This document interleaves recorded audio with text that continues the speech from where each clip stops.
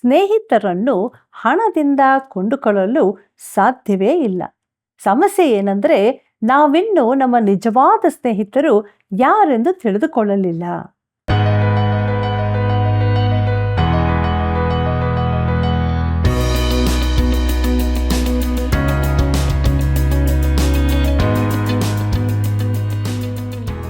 ಆತ್ಮೀಯ ಸಹೋದರ ಸಹೋದರಿಯರೇ, ದೈವಾನ್ವೇಷಣೆ ಸತ್ಯವೇದ ಅಧ್ಯಯನ ಕಾರ್ಯಕ್ರಮಕ್ಕೆ ಪ್ರೀತಿಯ ಸುಸ್ವಾಗತ. ಇಸ್ರಾಯೇಲಿನ ವೈರಿಯಾದ ಅಶ್ಶೂರ್ಯರ ಆಲೋಚನೆಗಳೇನು? ದೇವರು ಅವರ ಆಲೋಚನೆಯನ್ನು ಏನು ಮಾಡಿದನು? ಪ್ರವಾದಿಯ ಮೂಲಕ ದೇವರಿಂದ ಉತ್ತೇಜನ, ಒಳ್ಳೆಯ ಅರಸನಾದ ಹಿಜ್ಕೀಯನ ಪ್ರಾರ್ಥನೆಯ ಬಗ್ಗೆ ಹೆಚ್ಚಿನ ವಿಷಯಗಳನ್ನು ಇಂದು ನಾವು ತಿಳಿದುಕೊಳ್ಳೋಣ. ಬನ್ರಿ, ಈಗ ನಾವು ಪ್ರಾರ್ಥನಾ ಪೂರ್ವಕವಾಗಿ ನಮ್ಮ ಅಧ್ಯಯನವನ್ನು ಪ್ರಾರಂಭಿಸೋಣ. ಈಗ ನಾವು ಪ್ರಾರ್ಥನೆಯನ್ನು ಮಾಡೋಣ. ಪರಿಶುದ್ಧನಾದ ಪರಲೋಕದಲ್ಲಿರುವ ನಮ್ಮ ತಂದೆಯೇ, ಈ ಒಂದು ಒಳ್ಳೆಯ ಅವಕಾಶಕ್ಕಾಗಿ ನಾವು ನಿನಗೆ ಸ್ತೋತ್ರ ಮಾಡ್ತಾ ಇದ್ದೇವೆ ಕರ್ತನೆ. ಯೆಶಾಯನ ಗ್ರಂಥದಿಂದ ಅನೇಕ ಆತ್ಮಿಕ ಸತ್ಯಾಂಶಗಳನ್ನು ನಮಗೆ ನಿನ್ನ ವಾಕ್ಯದ ಮೂಲಕ ಕಲಿಸ್ತಾ ಇದ್ದಿ ಕರ್ತನೆ. ಅದಕ್ಕಾಗಿ ಸ್ತೋತ್ರ. ಹೌದು ಸ್ವಾಮಿ, ನಿಜವಾದ ಸ್ನೇಹಿತರು ಯಾರು? ಯೇಸು ಕ್ರಿಸ್ತನೇ ಉತ್ತಮನಾದ ಸ್ನೇಹಿತನು. ಈ ಒಂದು ನಿಜವಾದಂಥ ಸತ್ಯಾಂಶವನ್ನು ನಮ್ಮ ಪ್ರೀತಿಯ ಆತ್ಮೀಯ ಬಾಂಧವರು ಕೂಡ ಅರಿಯುವಂತೆ ಕೃಪೆ ಮಾಡು. ಒಬ್ಬೊಬ್ಬರನ್ನು ಆಶೀರ್ವದಿಸಬೇಕೆಂದು ಕ್ರಿಸ್ತ ಯೇಸುವಿನ ನಾಮದಲ್ಲಿ ಬೇಡಿದ್ದೇವೆ, ಆಮೇನ್. ಮನುಷ್ಯರಲ್ಲಿ ಭರವಸವಿಡುವುದಕ್ಕಿಂತ ಯೆಹೋವನನ್ನು ಆಶ್ರಯಿಸುವುದು ಒಳ್ಳೆಯದು. ಕೀರ್ತನೆ 118, 8ನೇ ವಚನ. ಕರ್ತನಲ್ಲಿ ಪ್ರೀತಿಯುಳ್ಳ ಸಹೋದರ ಸಹೋದರಿಯರೇ, ನಮ್ಮ ರಕ್ಷಕನಾದ ಯೇಸು ಕ್ರಿಸ್ತನ ಅತೀ ಪರಿಶುದ್ಧವುಳ್ಳ ನಾಮದಲ್ಲಿ ನಿಮ್ಮೆಲ್ಲರಿಗೂ ನನ್ನ ಹೃದಯಪೂರ್ವಕವಾದ ಪ್ರೀತಿಯ ವಂದನೆಗಳು. ದೇವರ ಮಹಾಕೃಪೆಯಿಂದ ಸತ್ಯವೇದ ಅಧ್ಯಯನದಲ್ಲಿ ನಾವು ಮುಂದೆ ಸಾಗುತ್ತಿರುವಾಗ ಯೆಶಾಯನ ಪ್ರವಾದನ ಗ್ರಂಥದ 36 ಮತ್ತು 37ನೇ ಅಧ್ಯಾಯಗಳನ್ನು ಧ್ಯಾನಿಸೋಣ. ಇದರ ಮುಖ್ಯ ಪ್ರಸ್ತಾಪ ಹಿಜ್ಕೀಯನು, ಅಶ್ಶೂರ್ಯರು ಎಂಬುದಾಗಿ. ಕರ್ತನಲ್ಲಿ ಪ್ರಿಯರೇ, ಅಶ್ಶೂರ್ಯರ ಅರಸನಾದ ಸನೆಹಾರೀಬನು ಉತ್ತರದಿಂದ ಪ್ರವಾಹದಂತೆ ನುಗ್ಗಿ ಬಂದು ದಾರಿಯಲ್ಲಿ ಎದುರಾದ ಎಲ್ಲವನ್ನು ವಶಪಡಿಸಿಕೊಳ್ಳುತ್ತಾ ಬಂದನು. ತನ್ನ ದಾರಿಯಲ್ಲಿ ಎದುರಾದ ಪ್ರತಿಯೊಂದು ದೇಶವನ್ನು, ಪಟ್ಟಣವನ್ನು ವಶಪಡಿಸಿದನು. ಕೆಲವರು ತಾವಾಗಿ ಅವನಿಗೆ ಒಳಗಾದರು. ಈ ಜಯಗಳಿಂದ ಮತ್ತನಾಗಿ ಅವನು ತನ್ನ ಸೈನ್ಯದೊಂದಿಗೆ ಯೆರೂಸಲೇಮನ್ನೂ ಮುತ್ತಿದನು. ಹಿಜ್ಕೀಯನು ತನ್ನನ್ನು ಎದುರಿಸಲು ತಯಾರಾದದ್ದು ಅವನಿಗೆ ಆಶ್ಚರ್ಯವನ್ನುಂಟು ಮಾಡಿತು. ಅವನಿಗೆ ಇದರ ಕಾರಣ ಗೊತ್ತಾಗಬೇಕಿತ್ತು. ಹಿಜ್ಕೀಯನಲ್ಲಿ ಏನೋ ರಹಸ್ಯ ಆಯುಧವಿರಬೇಕೆಂದು ಸಂಶಯಪಟ್ಟನು. ಅವನ ಪ್ರತಿನಿಧಿಯಾದ ರಬಾಕ್ಷೆಯು ಹಿಜ್ಕೀಯನಿಗೆ ಯಾರ ಸಹಾಯವೂ ಬಾರದೆಂದು ಹಂಗಿಸಿದನು. ಅಹಂಕಾರದಿಂದ ಅವನು ಹಿಜ್ಕೀಯನನ್ನು ನಿಶರ್ತವಾಗಿ ಒಪ್ಪಿಸಿಕೊಳ್ಳಲು ಹೇಳಿದನು.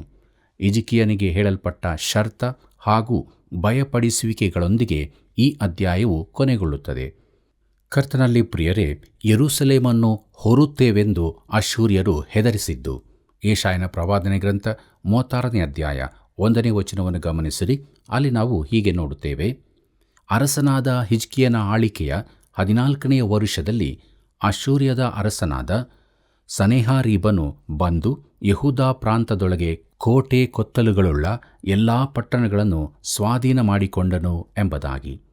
ಪ್ರೀತಿಯುಳ್ಳ ಸಹೋದರ ಸಹೋದರಿಯರೇ, ಅರಸನಾದ ಉಜ್ಜೀಯನು ಕಾಲವಾದ ವರುಷದಲ್ಲಿ ಯೆಶಾಯನು ತನ್ನ ಪ್ರವಾದನಾ ಸೇವೆಯನ್ನು ಪ್ರಾರಂಭಿಸಿದ್ದನೆಂಬುದನ್ನು ಜ್ಞಾಪಕ ಮಾಡಿಕೊಳ್ಳಿರಿ. ಯೋತಾಮನ ಆಳಿಕೆಯ ಕಾಲದಲ್ಲೂ ಅವನು ಪ್ರವಾದಿಸುತ್ತಲೇ ಇದ್ದನು. ಹಾಗೆಯೇ ಅಹಾಜ, ಹಿಜ್ಕೀಯರ ಕಾಲದಲ್ಲೂ ಕೂಡ. ಹಿಜ್ಕೀಯನು ಯೂದಾಯದ 5 ಮಂದಿ ಪ್ರಮುಖ ಅರಸರಲ್ಲಿ ಒಬ್ಬನು. ಈ 5 ಜನರ ಆಳಿಕೆಯ ಕಾಲದಲ್ಲಿ, ಅಂದರೆ ಆಸನು, ಯೆಹೋಷಾಫಾಟನು, ಯೋವಾಷನು, ಹಿಜ್ಕೀಯನು ಹಾಗೂ ಯೋಷೀಯನು. ಪ್ರಿಯರೇ, ಯೂದಾಯದಲ್ಲಿ ಭಕ್ತಿ ಸಂಜೀವನ ಉಂಟಾಯಿತು. ಹಿಜ್ಕೀಯನು ಪ್ರಸಿದ್ಧ ರಾಜನಾಗಿದ್ದನು. 2 ಪೂರ್ವಕಾಲ ವೃತ್ತಾಂತದಲ್ಲಿ 29ನೇ ಅಧ್ಯಾಯ ಮೊದಲಿನ 2 ವಚನಗಳಲ್ಲಿ ಅವನ ಕುರಿತಾಗಿ ಹೀಗೆ ಹೇಳಿದೆ. ಏನೆಂದರೆ, ಹಿಜ್ಕೀಯನು ಪಟ್ಟಕ್ಕೆ ಬಂದಾಗ 25 ವರ್ಷದವನಾಗಿದ್ದನು.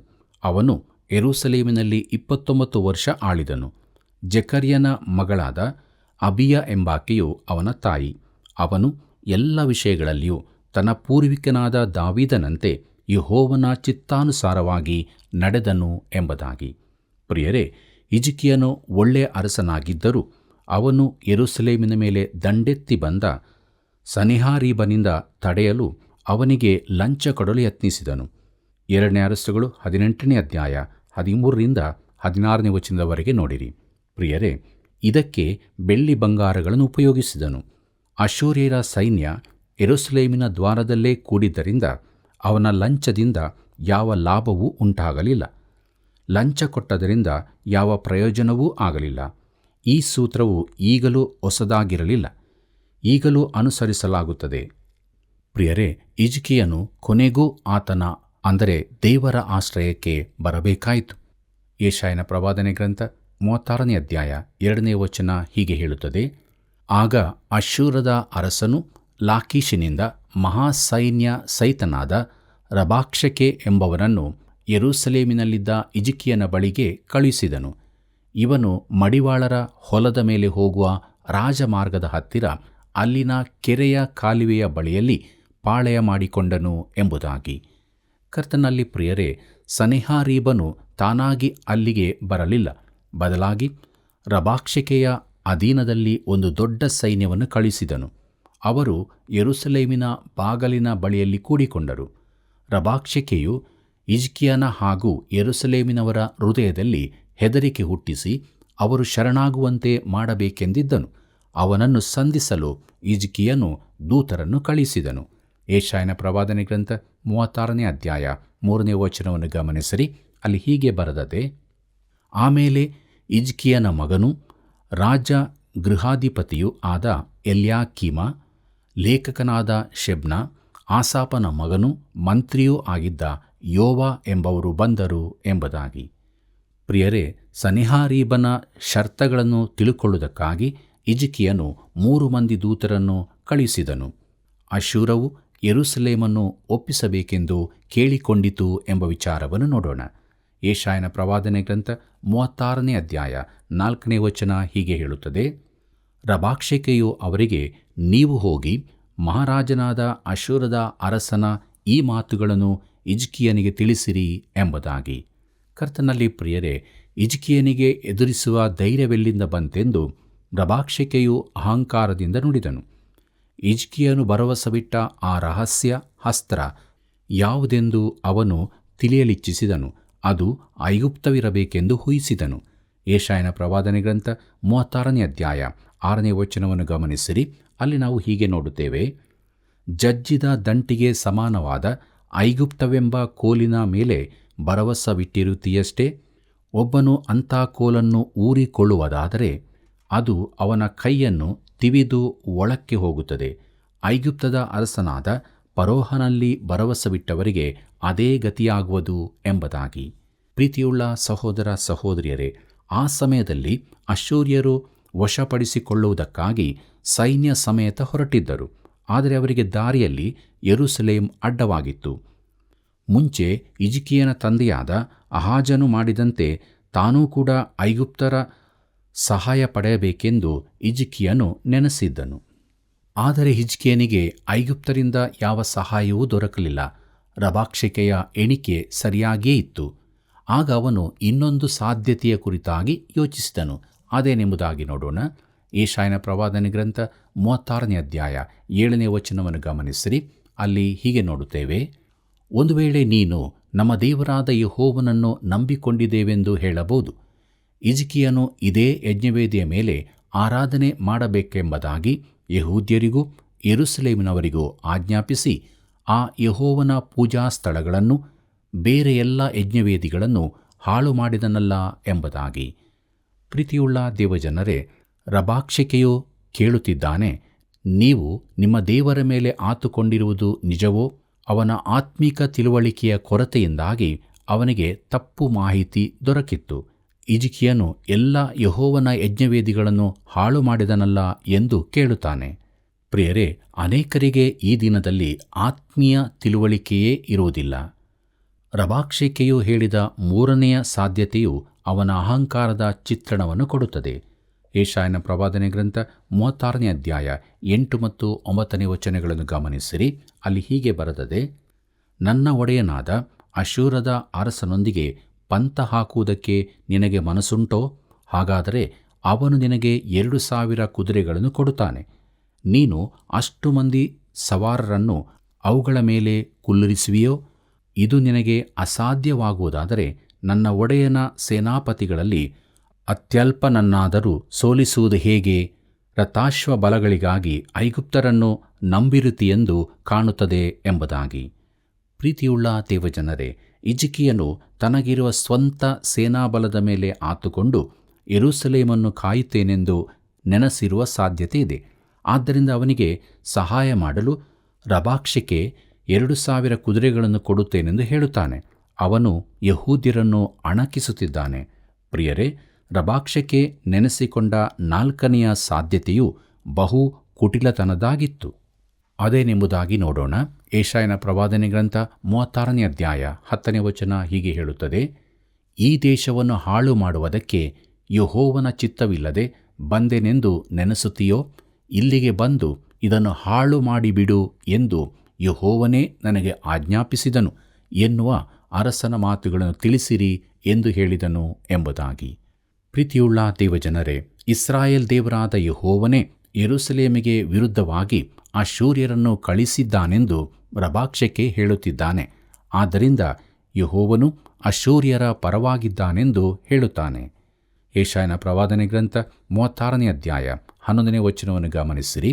ಅಲ್ಲಿ ನಾವು ಹೀಗೆ ನೋಡುತ್ತೇವೆ: ಆಗ ಎಲ್ಯಾಕೀಮ್, ಶೆಬ್ನ, ಯೋವ ಎಂಬವರು ರಬಾಕ್ಷೆಗೆ, ನೀನು ಮಾತನಾಡುವುದು ಪೌಳಿಗೋಡೆಯ ಮೇಲಿರುವವರಿಗೆ ಕೇಳಿಸುತ್ತದೆ. ಆದದರಿಂದ ದಯವಿಟ್ಟು ನಿನ್ನ ಸೇವಕರಾದ ನಮ್ಮೊಡನೆ ಆರಾಮ್ಯ ಭಾಷೆಯಲ್ಲಿ ಮಾತಾಡು, ಅದು ನಮಗೆ ತಿಳಿಯುತ್ತದೆ. ಆದರೆ ಯೂದಾಯ ಭಾಷೆಯಲ್ಲಿ ಮಾತಾಡಬೇಡ ಎಂದು ಹೇಳಿದರು ಎಂಬುದಾಗಿ. ಪ್ರೀತಿಯುಳ್ಳ ದೇವಜನರೇ, ಈ 3 ದೂತರು ರಬಾಕ್ಷೆಗೆ ತಮ್ಮೊಂದಿಗೆ ಆರಾಮ್ಯ ಭಾಷೆಯಲ್ಲಿ ಮಾತಾಡಬೇಕೆಂದು ಕೇಳಿಕೊಳ್ಳುತ್ತಾರೆ. ಈ ಎಲ್ಲ ಸಮಯದಲ್ಲಿ ಅವನು ಇಬ್ರಿಯ ಭಾಷೆಯಲ್ಲಿ ಗಟ್ಟಿಯಾಗಿ ಮಾತಾಡುತ್ತಿದ್ದನು. ಯೆರೂಸಲೇಮಿನ ಗೋಡೆಗಳ ಮೇಲಿದ್ದ ಸೈನಿಕರಿಗೆ ಆ ಮಾತುಗಳು ಕೇಳುತ್ತಿದ್ದವು. ಯೆಶಾಯನ ಪ್ರವಾದನೆ ಗ್ರಂಥ 36ನೇ ಅಧ್ಯಾಯ 18ನೇ ವಚನದಿಂದ 20ನೇ ವಚನದವರೆಗೆ ಗಮನಿಸಿರಿ. ಅಲ್ಲಿ ನಾವು ಹೀಗೆ ನೋಡುತ್ತೇವೆ: ಯೆಹೋವನು ನಮ್ಮನ್ನು ರಕ್ಷಿಸುವನು ಎಂಬ ನಂಬಿಕೆಯನ್ನು ಹಿಜ್ಕೀಯನು ನಿಮ್ಮಲ್ಲಿ ಹುಟ್ಟಿಸಾನು. ನೋಡಿಕೊಳ್ಳಿರಿ, ಯಾವ ಜನಾಂಗದ ದೇವತೆಯು ತನ್ನ ದೇಶವನ್ನು ಅಶ್ಶೂರದ ಅರಸನ ಕೈಗೆ ಸಿಕ್ಕದಂತೆ ಕಾಪಾಡಿತು? ಹಾಮಾತ್, ಅರ್ಪಾದ್, ಸೆಫಾರ್ವಾಯಿಮ್ ಎಂಬ ಪಟ್ಟಣಗಳ ದೇವತೆಗಳೇನಾದವು? ಅವು ಸಮಾರ್ಯವನ್ನು ನನ್ನ ಕೈ ತಪ್ಪಿಸಿದವೋ?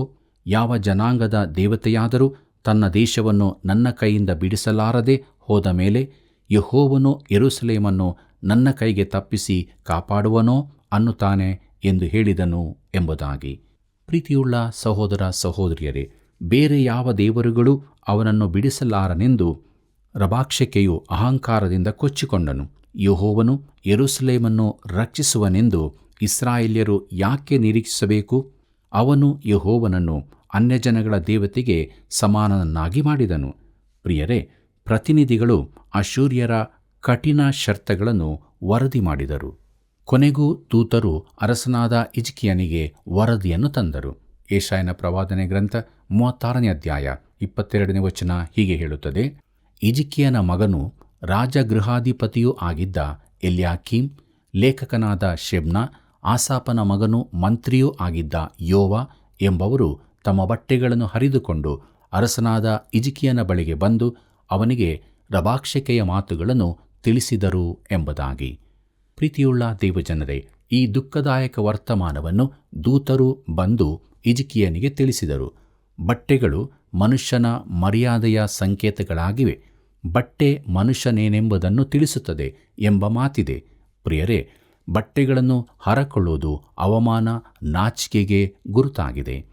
ಕರ್ತನಲ್ಲಿ ಪ್ರಿಯರೇ, ಮುಂದಕ್ಕೆ ವರದಿಗೆ ಹಿಜ್ಕೀಯನ ಪ್ರತಿಕ್ರಿಯೆ ಎಂಬ ವಿಚಾರವನ್ನು ನೋಡೋಣ. ಈ ವರದಿಯನ್ನು ಕೇಳಿದ ಹಿಜ್ಕೀಯನು ಏನು ಮಾಡಿದನೆಂದು ನೋಡಿರಿ. ಆಗ ಹಿಜ್ಕೀಯನು ಬಟ್ಟೆಗಳನ್ನು ಹರಿದುಕೊಂಡು ಗೋಣಿತಟ್ಟನ್ನು ಕಟ್ಟಿಕೊಂಡು ಯೆಹೋವನ ಆಲಯಕ್ಕೆ ಹೋದನು. ಅವನ ದೂತರ ಮಾತಿಗೆ ಅವನ ಪ್ರತಿಕ್ರಿಯೆಯು ಅವನಲ್ಲಿನ ನಂಬಿಕೆಯನ್ನು ತೋರಿಸುತ್ತದೆ.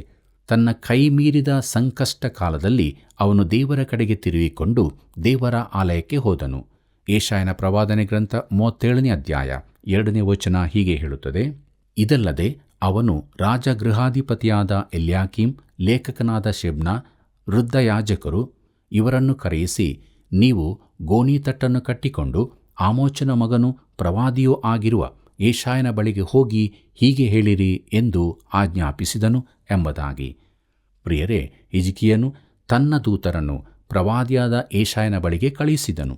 ಇದು ನಂಬಿಕೆಯ ಇನ್ನೊಂದು ಕ್ರಿಯೆಯಾಗಿದೆ. ಅವನಿಗೆ ದೇವರಿಂದ ಸಂದೇಶ ಬೇಕಾಗಿತ್ತು. ಏಷಾಯನ ಪ್ರವಾದನೆ ಗ್ರಂಥ 37ನೇ ಅಧ್ಯಾಯ 3ನೇ ವಚನವನ್ನು ಗಮನಿಸಿರಿ.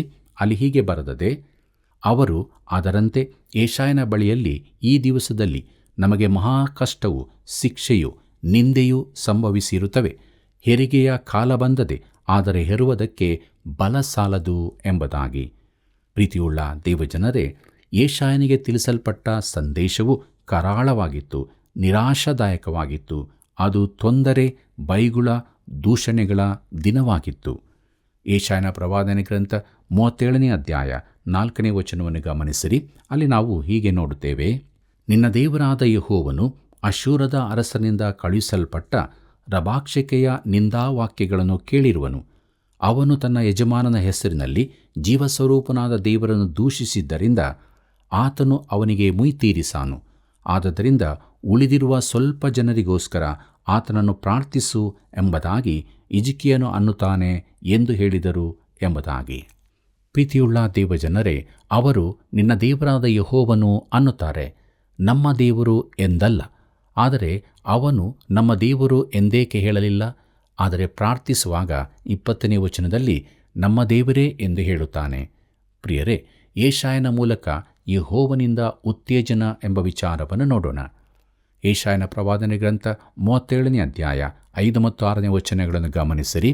ಅಲ್ಲಿ ಹೀಗೆ ಬರೆದದೆ, ಏಷಾಯನು ಅರಸನಾದ ಹಿಜ್ಕೀಯನ ಕಡೆಯಿಂದ ತನ್ನ ಬಳಿಗೆ ಬಂದ ಸೇವಕರಿಗೆ, ಅಶ್ಶೂರದ ಅರಸನ ಸೇವಕರು ನನ್ನನ್ನು ದೂಷಿಸಿದ ಮಾತುಗಳನ್ನು ಕೇಳಿದ್ದಿ, ಅವುಗಳಿಗೆ ನೀನು ಹೆದರಬೇಡ ಎಂಬುದಾಗಿ. ಕರ್ತನಲ್ಲಿ ಪ್ರಿಯರೇ, ಅಶ್ಶೂರ್ಯನ ದೇವದೂಷಣೆಯ ಮಾತುಗಳು ತನ್ನ ಗಮನಕ್ಕೆ ಬಂದಿವೆ ಎಂದು ದೇವರು ಹಿಜ್ಕೀಯನಿಗೆ ಭರವಸೆ ಕೊಡುತ್ತಾನೆ. ಅದರಂತೆ ದೇವರು ಅದನ್ನು ಖಂಡಿತವಾಗಿ ಅಲಕ್ಷ್ಯ ಮಾಡುವುದಿಲ್ಲ. ಮುಂದಕ್ಕೆ ನೋಡೋಣ. ಏಷಾಯನ ಪ್ರವಾದನೆ ಗ್ರಂಥ 37ನೇ ಅಧ್ಯಾಯ 7ನೇ ವಚನ. ಅಲ್ಲಿ ನಾವು ಹೀಗೆ ನೋಡುತ್ತೇವೆ, ಈಗೋ ನಾನು ಅವನ ಮೇಲೆ ಭಯದ ಆತ್ಮವನ್ನು ಬರಮಾಡುವೆನು.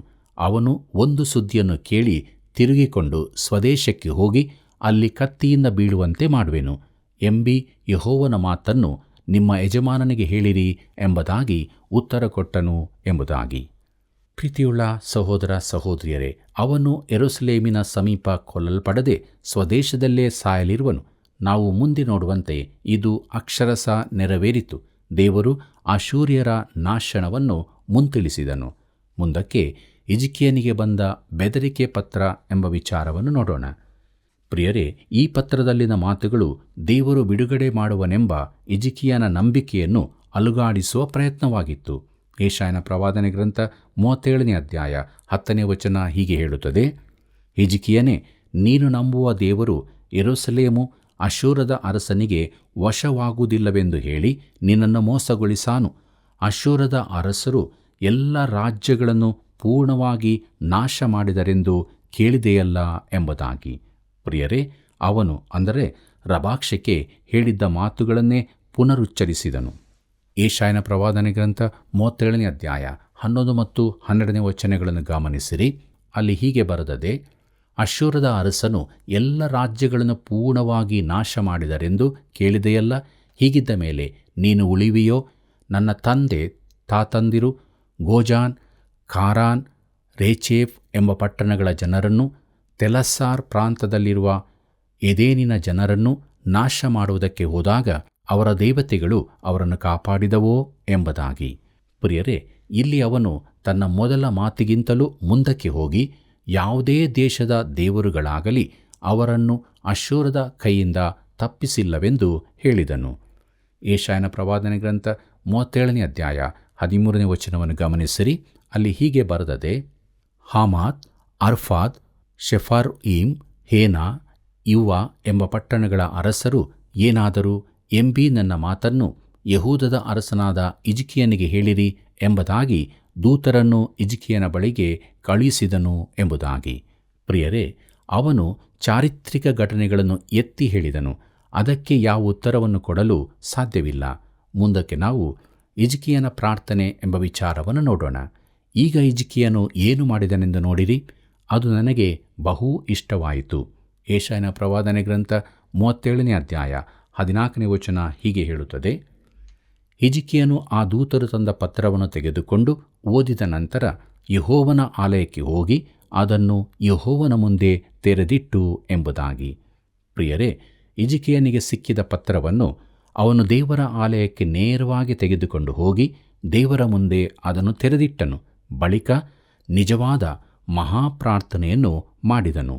ಯೆಶಾಯನ ಪ್ರವಾದನೆ ಗ್ರಂಥ 37ನೇ ಅಧ್ಯಾಯ 20ನೇ ವಚನ ಹೀಗೆ ಹೇಳುತ್ತದೆ: ಯೆಹೋವನೇ, ನಮ್ಮ ದೇವರೇ, ನೀನೇ ಅದ್ವಿತೀಯನಾದ ಯೆಹೋವನೆಂಬುದನ್ನು ಭೂರಾಜ್ಯಗಳೆಲ್ಲವೂ ತಿಳಿದುಕೊಳ್ಳುವಂತೆ ನಮ್ಮನ್ನು ಇವನ ಕೈಯಿಂದ ಬಿಡಿಸು ಎಂದು ಪ್ರಾರ್ಥಿಸಿದನು ಎಂಬುದಾಗಿ. ಪ್ರಿಯರೇ, ಯೆಶಾಯನ ಮುಖಾಂತರ ದೇವರ ಉತ್ತರ ಎಂಬ ವಿಚಾರವನ್ನು ನೋಡೋಣ. ಅಶ್ಶೂರ್ಯರ ದೇವದೂಷಣೆಯನ್ನು ತಾನು ಕೇಳಿದ್ದೇನೆಂದು ದೇವರು ಹೇಳುತ್ತಾನೆ. ಅವರ ಕುರಿತು ಆತನು ಏನು ಮಾಡುತ್ತಾನೆಂದು ಗಮನಿಸಿರಿ. ಯೆಶಾಯನ ಪ್ರವಾದನೆ ಗ್ರಂಥ 37ನೇ ಅಧ್ಯಾಯ 29ನೇ ವಚನ ಹೀಗೆ ಹೇಳುತ್ತದೆ: ನೀನು ನನಗೆ ವಿರೋಧವಾಗಿ ಕುಪಿತನಾಗಿರುವುದು, ಉಬ್ಬಿಕೊಂಡಿರುವುದು ನನಗೆ ತಿಳಿದು ಬಂತು. ಆದದರಿಂದ ನಿನಗೆ ಮೂಗುದಾರವನ್ನು ಕಡಿವಾಣವನ್ನು ಹಾಕಿ ಬಂದ ದಾರಿಯಿಂದಲೇ ನಿನ್ನನ್ನು ಹಿಂದಕ್ಕೆ ಎಳೆದುಕೊಂಡು ಹೋಗುವೆನು ಎಂಬುದಾಗಿ. ಪ್ರಿಯರೇ, ದೇವರು ತನ್ನ ಜನರಿಗೆ ಈ ಆದರಣೆ ಹಾಗೂ ಭರವಸೆಯ ಮಾತುಗಳನ್ನು ಹೇಳುತ್ತಾನೆ. ಯೆಶಾಯನ ಪ್ರವಾದನೆ ಗ್ರಂಥ 37ನೇ ಅಧ್ಯಾಯ 30ನೇ ವಚನವನ್ನು ಗಮನಿಸಿರಿ. ಅಲ್ಲಿ ನಾವು ಹೀಗೆ ನೋಡುತ್ತೇವೆ: ಈ ಮಾತುಗಳು ನೆರವೇರುವವೆಂಬುದಕ್ಕೆ ನೀವು ಈ ವರ್ಷದಲ್ಲಿ ಕೊಳೆ ಬೆಳೆಯನ್ನು, ಮುಂದಿನ ವರ್ಷದಲ್ಲಿ ತನ್ನಷ್ಟಕ್ಕೆ ತಾನೇ ಬೆಳೆದುದನ್ನು, ಮೂರನೆಯ ವರ್ಷ ಹೊಲಗಳಲ್ಲಿ ಬಿತ್ತಿ ಕೊಯ್ದದ್ದನ್ನು, ದ್ರಾಕ್ಷಿ ತೋಟಗಳಲ್ಲಿ ವ್ಯವಸಾಯ ಮಾಡಿ ಕೂಡಿಸಿದ್ದನ್ನು ಅನುಭವಿಸುವುದೇ ಗುರುತಾಗಿರುವುದು ಎಂಬುದಾಗಿ. ಇದರಲ್ಲಿನ ಮುಖ್ಯ ವಿಷಯವೇನೆಂದರೆ, ಯಹೂದದ ಜನರು ಸ್ವದೇಶದಲ್ಲೇ ಇನ್ನೂ ಸ್ವಲ್ಪ ಕಾಲ ಮುಂದುವರಿಯುವರು ಎಂಬುದೇ. ಈ ಪ್ರವಾದನೆಯಲ್ಲಿನ ಧೈರ್ಯವನ್ನು ಗಮನಿಸಿರಿ. ಯೆಶಾಯನ ಪ್ರವಾದನೆ ಗ್ರಂಥ 37ನೇ ಅಧ್ಯಾಯ 33ನೇ ವಚನವನ್ನು ಗಮನಿಸಿರಿ. ಅಲ್ಲಿ ಹೀಗೆ ಬರೆದದೆ: ಆತನು ಅಶ್ಶೂರದ ಅರಸನನ್ನು ಕುರಿತು, ಅವನು ಪಟ್ಟಣವನ್ನು ಸಮೀಪಿಸುವುದಿಲ್ಲ, ಅದಕ್ಕೆ ಬಾಣವನ್ನೆಸೆಯುವುದಿಲ್ಲ, ಗುರಾಣಿ ಹಿಡಿದಿರುವವರನ್ನು ಕಳಿಸುವುದಿಲ್ಲ, ಅದನ್ನು ಕೆಡವಿ ಬಿಡುವುದಕ್ಕೋಸ್ಕರ ಅದರ ಎದುರಾಗಿ ಮಣ್ಣಿನ ದಿಬ್ಬವನ್ನು ಮಾಡುವುದಿಲ್ಲ ಎಂಬುದಾಗಿ. ಪ್ರಿಯರೇ, ಅಶ್ಶೂರ್ಯರ 1,85,000 ಜನರಲ್ಲಿ ಯಾರಾದರೊಬ್ಬರು ತಪ್ಪಿ ಹೋಗಿ ಯೆರೂಸಲೇಮಿನ ಗೋಡೆಗಳ ಮೇಲೆ ಒಂದು ಬಾಣವನ್ನೆಸೆದಿದ್ದರೂ ದೇವರ ಮಾತು ಪೂರ್ಣ ಸತ್ಯವಾಗುತ್ತಿರಲಿಲ್ಲ. ದೇವರ ವಾಗ್ದಾನಗಳು ಎಷ್ಟು ಅದ್ಭುತವಾದದ್ದು ನೋಡಿರಿ. ಯೆಶಾಯನ ಪ್ರವಾದನೆ ಗ್ರಂಥ 37ನೇ ಅಧ್ಯಾಯ 34ನೇ ವಚನ ಹೀಗೆ ಹೇಳುತ್ತದೆ: ಅವನು ಬಂದ ದಾರಿಯಿಂದಲೇ ಹಿಂತಿರುಗಿ ಹೋಗುವನು, ಈ ಪಟ್ಟಣಕ್ಕೆ ಬರುವುದೇ ಇಲ್ಲ ಎಂಬುದಾಗಿ. ಪ್ರಿಯರೇ, ಇದು ಸ್ಪಷ್ಟವಾದದ್ದು ಮತ್ತು ಅಕ್ಷರಶಃ ನೆರವೇರಿತು. ಮುಂದಕ್ಕೆ ದೇವರು ಅಶ್ಶೂರ್ಯರ ಸೈನ್ಯವನ್ನು ನಾಶ ಮಾಡಿದ್ದು ಎಂಬ ವಿಚಾರವನ್ನು ನೋಡೋಣ. ಯೆಶಾಯನ ಪ್ರವಾದನೆ ಗ್ರಂಥ 37ನೇ ಅಧ್ಯಾಯ 36ನೇ ವಚನ ಹೀಗೆ ಹೇಳುತ್ತದೆ: ಆಗ ಯೆಹೋವನ ದೂತನು ಹೊರಟು ಬಂದು ಅಶ್ಶೂರ್ಯರ ಪಾಳೆಯದಲ್ಲಿ 185,000 ಮಂದಿ ಸೈನಿಕರನ್ನು ಸಂಹರಿಸಿದನು. ಬೆಳಿಗ್ಗೆ ಎದ್ದು ನೋಡುವಲ್ಲಿ ಅವರೆಲ್ಲ ಹೆಣಗಳಾಗಿದ್ದರು ಎಂಬುದಾಗಿ. ಪ್ರಿಯರೇ, ಯೆರೂಸಲೇಮಿನ ಗೋಡೆಗಳ ಮೇಲೆ ಕಾವಲಿಗಿದ್ದವರು ಬೆಳಿಗ್ಗೆ ನೋಡುವಾಗ ಅದ್ಭುತವಾದ ದೃಶ್ಯವನ್ನು ಕಂಡರು. ತಾವು ಭಯಪಟ್ಟ ವೈರಿಗಳೆಲ್ಲರೂ ಹೆಣವಾಗಿ ಬಿದ್ದಿದ್ದರು. ಕರ್ತನಲ್ಲಿ ಪ್ರಿಯರೇ, ಅಶ್ಶೂರದ ಅರಸನಿಗೆ ಏನಾಯಿತೆಂದು ನೋಡೋಣ. ಯೆಶಾಯನ ಪ್ರವಾದನೆ ಗ್ರಂಥ 37ನೇ ಅಧ್ಯಾಯ 38ನೇ ವಚನ ಹೀಗೆ ಹೇಳುತ್ತದೆ: ಅವನು ಒಂದು ದಿವಸ ಗುಡಿಗೆ ಹೋಗಿ ತನ್ನ ದೇವರಾದ ನಿಸ್ರೋಕನನ್ನು ಆರಾಧಿಸುತ್ತಿರುವಾಗ ಅದರ್ಮೈಲೇಕ್, ಸರೇಚೇರ್ ಎಂಬ ಅವನ ಮಕ್ಕಳು ಅವನನ್ನು ಕತ್ತಿಯಿಂದ ಕೊಂದು ಆರಾರಾಟ್ ದೇಶಕ್ಕೆ ಓಡಿಹೋದರು. ಅವನಿಗೆ ಬದಲಾಗಿ ಅವನ ಮಗನಾದ ಏಸರ್ ಹದ್ದೋನನು ಅರಸನಾದನು ಎಂಬುದಾಗಿ. ಪ್ರಿಯರೇ, ಸನೇರೀಬನು ತನ್ನ ಮಕ್ಕಳಿಂದಲೇ ಹತನಾದನೆಂಬುದನ್ನು ಚರಿತ್ರೆಯು ಖಚಿತಪಡಿಸುತ್ತದೆ. ಪ್ರೀತಿಯುಳ್ಳ ಸಹೋದರ ಸಹೋದರಿಯರೇ, ದೇವರ ವಾಕ್ಯವನ್ನು ನಾವು ಕೇಳಿದ್ದೇವೆ. ನಮ್ಮ ಜೀವಿತ ಹೇಗಿದೆ? ದೇವರಿಂದ ಉಪಕಾರ ಹೊಂದಿ ಆತನಿಗೆ ವಿಧೇಯರಾಗಿ ಜೀವಿಸ್ತಾ ಇದ್ದೇವೆಯೋ ಅಥವಾ ದೇವರನ್ನು ಬಿಟ್ಟು ಜೀವಿಸ್ತಾ ಇದ್ದೇವೆಯೋ? ನಮ್ಮನ್ನು ನಾವು ಪರೀಕ್ಷಿಸಿಕೊಂಡು ದೇವರ ಹತ್ತಿರಕ್ಕೆ ಬಂದು ಆತನಿಗೆ ವಿಧೇಯರಾಗಿ ದೇವ ಭಯಭಕ್ತಿಯ ಜೀವಿತವನ್ನು ನಾವು ಜೀವಿಸೋಣ. ಹೀಗಾಗುವಂತೆ ದೇವರು ತಾನೇ ಸಹಾಯ ಮಾಡಿ ನಡೆಸಲಿ. ಕರ್ತನ ಕೃಪೆಯು ಸದಾ ನಿಮ್ಮ ಸಂಗಡ ಇರಲಿ. ಪ್ರಿಯರೇ, ದೇವರು ಒಳ್ಳೆಯವನು. ಯಥಾರ್ಥವಾಗಿ ಮೊರೆ ಇಡುವಾಗ ಆತನು ಹತ್ತಿರದಲ್ಲಿಯೇ ಇರುತ್ತಾನೆ ಎಂಬುದನ್ನು ಹಿಜ್ಕೀಯನ ಪ್ರಾರ್ಥನೆ ಮೂಲಕ ನಾವು ತಿಳಿದುಕೊಂಡೆವು. ವೈರಿಗಳು ಮುತ್ತಿದಾಗ ಅರಸನು ದೇವರ ಸಹಾಯವನ್ನು ಬೇಡಿಕೊಂಡ. ಹಾಗೆ ನಾವು ಕೂಡ ದಿನಾಲೂ ನಮ್ಮ ಜೀವಿತದಲ್ಲಿ ನಮ್ಮೆಲ್ಲ ಪರಿಸ್ಥಿತಿಗಳಲ್ಲಿ ಯಥಾರ್ಥವಾಗಿ ದೇವರ ಸಹಾಯವನ್ನು ಕೇಳಿಕೊಳ್ಳುತ್ತಾ ಆತನೊಂದಿಗೆ ನಡೆಯೋಣ. ಪ್ರಿಯ ವೀಕ್ಷಕರೇ, ಇಂದಿನ ಕಾರ್ಯಕ್ರಮವು ನಿಮಗೆ ಆಶೀರ್ವಾದದಾಯಕವಾಗಿದೆಯೋ? ಹಾಗಾದರೆ ನಿಮ್ಮ ಅಭಿಪ್ರಾಯವನ್ನು, ಪ್ರಾರ್ಥನಾ ಮನವಿಗಳನ್ನು ಇಂದೇ ನಮಗೆ ತಿಳಿಯಪಡಿಸಿರಿ. ಮುಂದಿನ ಕಾರ್ಯಕ್ರಮದಲ್ಲಿ ಮತ್ತೆ ಭೇಟಿಯಾಗೋಣ. ವಂದನೆಗಳು.